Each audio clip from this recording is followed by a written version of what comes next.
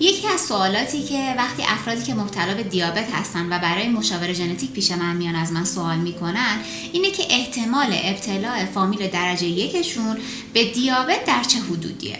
اگه ما بخوایم جواب این سوال رو دقیق بدیم باید بریم و دیابت رو تقسیم بکنیم به دو نوع، دیابت تیپ 1 و دیابت تیپ 2. دیابت تیپ 1 معمولا در کودکی علامت دار میشه و بیس ژنتیک کمتری داره، یعنی اگر که پدر و مادر یک فردی مبتلا باشن احتمال ابتلای اون حدود 10%. اما در مورد دیابت تیپ 2 که اون موردیه که خیلی در جامعه ما شایعه، بیس ژنتیک خیلی قوی تره و اگر پدر و مادر فرد مبتلا باشن احتمال ابتلای دیابتش تا 30% میرسه.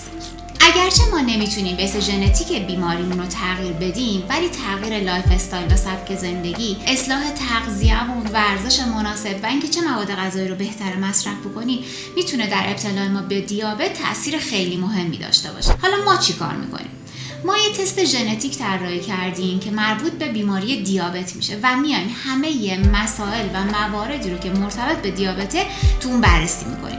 مثلا از نظر تغذیه، اینکه عادت‌های تغذیه‌ای فرد چطورن و چیکارا باید بکنه که احتمال ابتلاش کمتر بشه.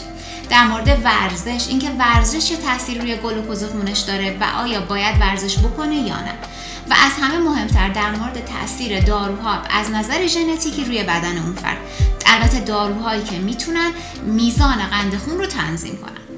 پس ما به شما توصیه میکنیم که با انجام تست دیابت ژنتیک احتمال ابتلای خودتون به دیابت رو متوجه بشین و یک سبک زندگی مناسب با اون رو در پیش بگیرید.